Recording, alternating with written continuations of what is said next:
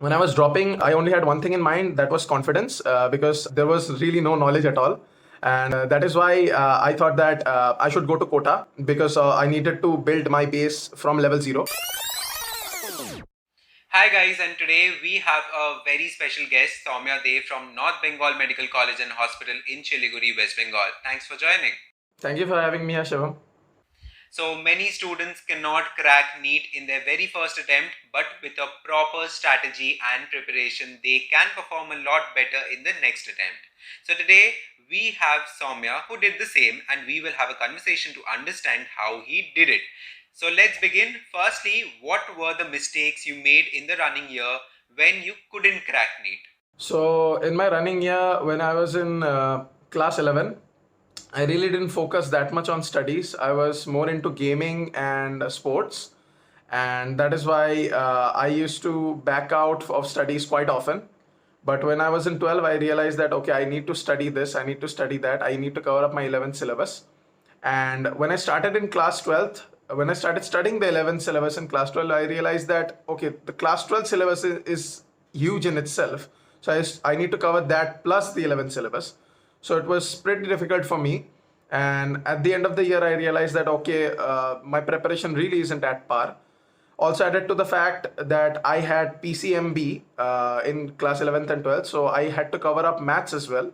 I was pretty weak in maths till my pre-boards, and after that, I had to vigorously do maths for the next 2 months to get my maths marks up to a certain decent level in boards. My maths marks were pretty good, but the biology really slacked off, and as a result, it also reflected in my NEET answer script. I got 350 out of 720 in NEET. That was pretty low, and after that, I was thinking to myself that I should drop. Okay. So why did you drop a year? Were you confident enough for doing that? Yeah, so when I was dropping, I only had one thing in mind, that was confidence, because there was really no knowledge at all. And that is why I thought that I should go to Kota because I needed to build my base from level 0. I only had confidence in myself because in the past, also the prime example being the maths part. In the past, also I had made certain comebacks, and also because of the fact that MBBS was my dream ever since I was a child. So that is why I was determined enough to drop. Okay, so how did you plan out your strategies this time? So this time I went to Kota. 5th May was the NEET examination, and 13th May I went to Kota. So just a 1 week gap, and I had planned everything. I made a schedule, and I started following that schedule. I had incorporated everything into that schedule, not just studies, but also some activities to keep myself entertained in that Kota life, which is supposed to be very boring. And I also had my mom with me who helped me all along the way. So that's how I spend my Kota life. Okay, so please elaborate about your daily study schedule in this year, in this drop year. So in this drop year, I had a schedule in which I every day I used to sleep around 9 or 10 p.m. I became an early riser instead of the late night owl that I was in class 12th. So I used to sleep at around 9 or 10 p.m. and I used to wake up at 4 a.m. in the morning. And till about 7:30, I would study, and then I would have my breakfast and do a little bit of exercise because my lifestyle was totally sedentary in Kota. And after that exercise session, I would study again to cover up something else. In the morning, I would study, let's say, biology or chemistry. After that, physics or chemistry. Like this, I would like break up the entire day. I used to study in Allen Career Institute, and classes were starting at 2:30 in the afternoon, and till 2:30 I would like complete everything, and then I would go to my institute, and I would stay there till 8:30. Sometimes if I had doubts and stuff, I would stay there till 9, and after that I would come home, just have my dinner and go to sleep. So that was a pretty disciplined study schedule. Now tell me about your MCQ solving technique. So my MCQ solving technique, I realized that I was pretty slow while solving MCQs as compared to normal long answer questions. My first focus was on reducing the amount of time that I required in solving the MCQs. So for that, obviously, the first step was to increase my knowledge in every way possible so that I can get shortcuts of my own while solving MCQs, especially in physics and chemistry, physical chemistry part. So shortcuts were the main thing that helped me solve the MCQs faster. And other than that, I used to just sometimes I just used to derive formulas. So that is of physics, because deriving formulas on your own actually helps you understand the whole concept very clearly.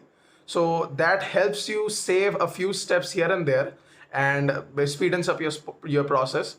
Considering biology, I just increased my knowledge, and that helped me solve MCQs faster. Okay. So that was your MCQ solving technique. Tell me, like, in your opinion, how important it is to study NCRT.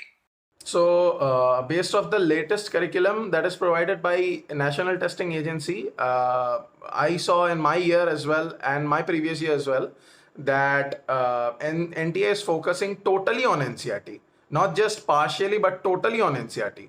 Barely three or four questions that were there out of NCRT. So the first target or the first focus that any aspirant should have should be on NCRT, to be cleared with the NCRT, especially the biology, inorganic and organic chemistry part. So these are the three parts where you should be totally thorough with your NCRT. At least read them 10 times before attempting NEET, because they can ask questions from each and every nook and corner. Even the diagram captions are important. The diagrams are important. Everything is important in the NCRT. Okay. So, like, tell me in your perspective that what is the significance of PYQs, previous year question papers? So previous year question papers actually help you understand the pattern of the examination. Not just the pattern, you will also get an idea of what are the hot topics, what topics questions can come this year, from what topics questions have come that year. So you get an idea that what part is important and what part is not. Obviously, you have to study everything as an aspirant, because they can ask questions from everywhere. There can be a question from the same topic for 5 consecutive years, but there can also be a topic which has not been discovered in the past, and they suddenly give a question from there as well.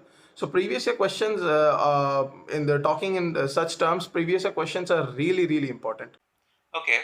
So, were you thorough with the PYQs before your NEET exam? Before my NEET exam, the first attempt, obviously, I could not see a thing, because I was pretty reluctant in seeing PYQs as well. I had an idea that PYQs could not really help me in that way if I had studied the books carefully. But in my drop year before the NEET examination, especially the last 3 months that I was here in my own city during the lockdown period, I used to constantly go through the PYQs, because the PYQs did not just give you an idea, but they also were a great source of MCQs on their own. Every state PMT, every All India PMT, even international questions help you a lot in clearing your concept, especially the physics part, because biology will get recurring everywhere. Okay. So, lastly, what is your advice for the students who are dropping a year for their NEET preparation? So I would say that for the students who are dropping 1 year for the NEET preparation, or even 2 years for the NEET preparation, don't lose hope. Everything is going to be turning out fine at the end of the year. All you need to do is maintain your focus on your studies. Don't get distracted by puny little things. If you see your friends enjoying college life, then don't worry. You will also get to enjoy that even better after your drop year, because you will have an even better sense of relaxation and even better sense of enjoyment. Concentrate on PYQs, obviously, and not just that, you also have to be thorough with your NCRT. Keep solving MCQs. Don't just stop and study theory all the time. Always solve MCQs, because they always help you build concept, even in biology. So do that, and always listen to your parents, and keep in contact with only those friends in your drop year which can actually help you be a better person in terms of solving and clearing NEET. Okay, so those were few words of wisdom from a responsible senior. And something which every dropper would love to know is that what was your reaction when you calculated your marks, like the marks when you actually got this government seat? Okay. So when the NEET, when I had just given the NEET and I came to my own house, I was calculating the marks from I guess the recently released Akash mark sheet, and I calculated my score as 600 at that time. I did not realize that, but my total marks were 590, so that was 10 less than 600. But I calculated 600. I was a bit disappointed because I thought that my marks could have been higher. I had committed a lot of silly mistakes in the biology section, which could easily have been avoided if I was a little bit more cautious. In NEET, I was really paranoid about the total time. So I was in a hurry to solve the questions, and as a result, I just failed a lot of biology questions that were really really easy. Other than that, I had a sense of satisfaction in myself after seeing the score that finally I will get a government seat. If not in Kolkata, but anywhere else, I will get a government seat. So that was a real sense of satisfaction. Okay. And what was your thought process after getting the rank card when you actually had the rank in your hand? So this year in 2020, that is last year, that is, there was a huge rank inflation, not just in 2020, but also in 2019, especially in 2020, there was a huge rank inflation.